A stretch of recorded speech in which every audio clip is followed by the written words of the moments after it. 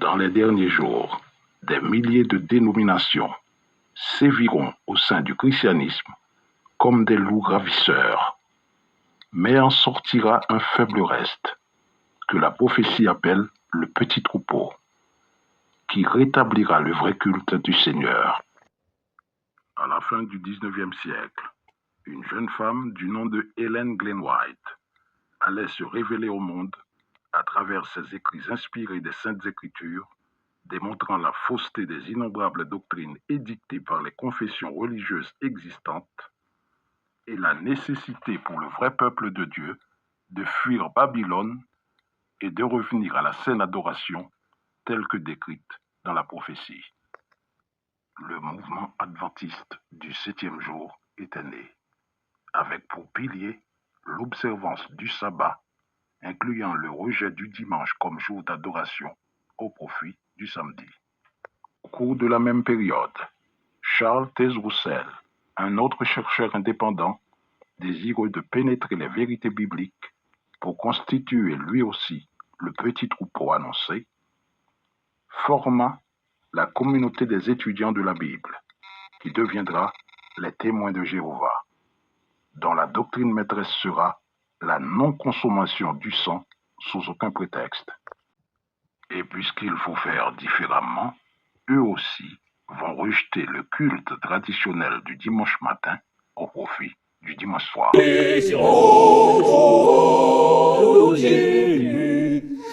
À part cela, la flopée de doctrines, de dogmes et de rituels seront non seulement différents entre eux, mais chacune des confessions va mettre un point d'honneur à appliquer exactement et avec exagération ce que l'autre partie désapprouve. Dans ce nouveau numéro de Dieu et religion, on va énumérer 14 principaux désaccords qui constituent la bataille doctrinale au sein du petit troupeau qui oppose les adventistes et les TJ. Bienvenue à tous et à toutes. Les adventistes admettent que Jésus est Dieu. Les TJ considèrent Jésus comme la première créature de Dieu et non Dieu lui-même. Dès lors, les témoins de Jéhovah et les adventistes, qui forment le petit troupeau, ne vont réussir qu'à se mettre d'accord sur 3 principes fondamentaux. Ils ne consomment pas de la viande de porc, ils passeront la vie éternelle sur une terre renouvelée, et tous deux rejettent l'idée d'un enfer éternel. Car pour eux, cela ne peut pas exister. Dieu détruira seulement les méchants définitivement, mais ce lieu de tourment décrit dans la Bible, c'est du blabla. Les adventistes proclament que Jésus est mort crucifié. Les TJ affirment que Jésus n'est pas mort sur une croix, mais sur un poteau, une seule pièce de bois. Les TJ interdisent toute forme de fête ou de célébration, y compris les anniversaires de naissance. Les adventistes ne se laissent pas faire.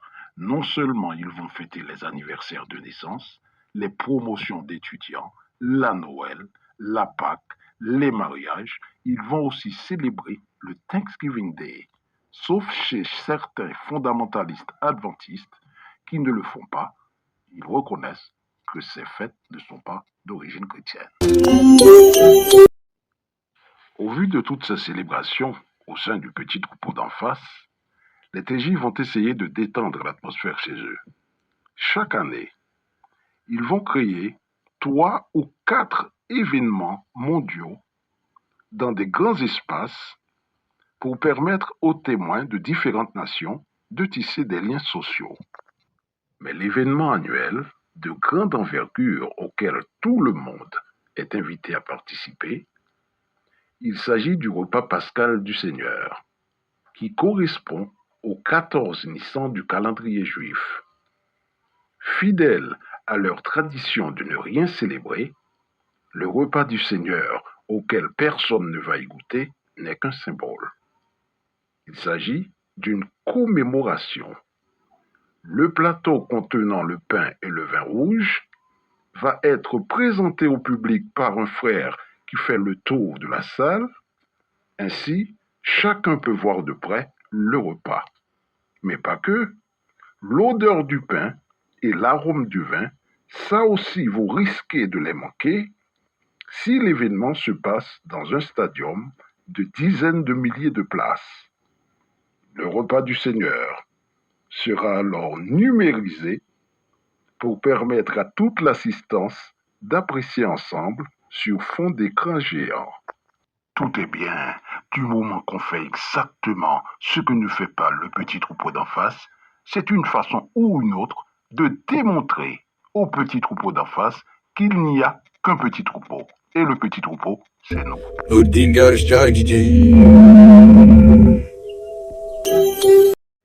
La loi de Dieu pour les Israélites interdisait la consommation du sang car il est considéré comme la vie. Il fallait le répandre sur la terre comme de l'eau lorsque l'on abattait un animal. Aujourd'hui, il est possible pour les témoins de Jéhovah qui décident de ne pas se faire transfuser de recourir à des thérapeutiques alternatives. À la fin des années 90, ce n'était pas le cas. Je suis tombé sur un article de Réveillez-vous où il était question d'un jeune homme de 14 ans que sa mère présentait comme un héros. Le jeune a eu un accident de la circulation. Il fut transporté d'urgence à l'hôpital et son cas nécessitait une transfusion sanguine rapide. Toutes les tentatives des médecins pour convaincre la mère d'accepter que son fils soit transfusé ont été vaines.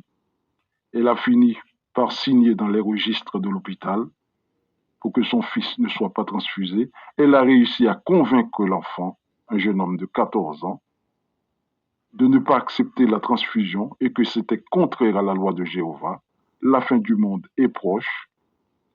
Refuser la transfusion, c'est garantir sa vie éternelle et qu'elle va bientôt le rejoindre dans le paradis. Les témoins sont venus pour assister l'enfant qui mourait sous leurs yeux, sacrifié sur l'autel de la doctrine d'une religion.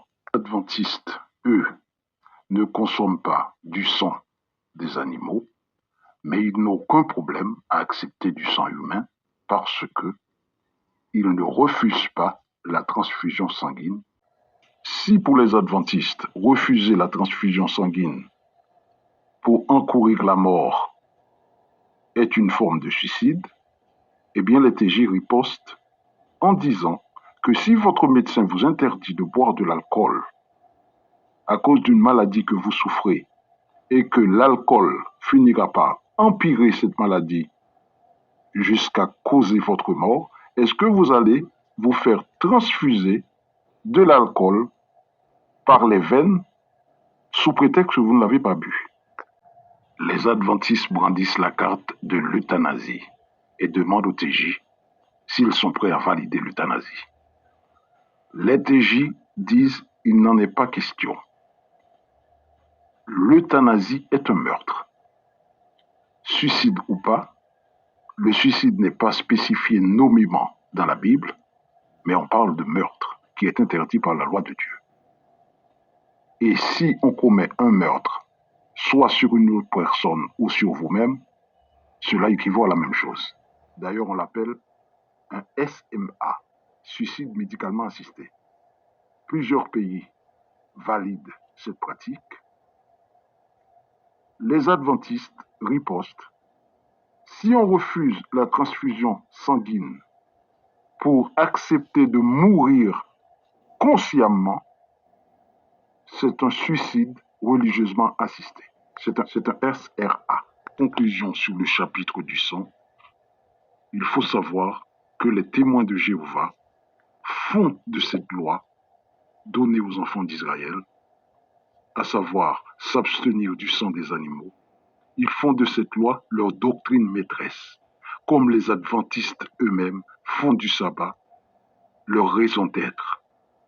Voilà comment on fait une religion. Ce n'est pas si difficile. On interprète, on réinterprète, on mésinterprète un verset ou des versets pour former des doctrines, des rites, des rituels.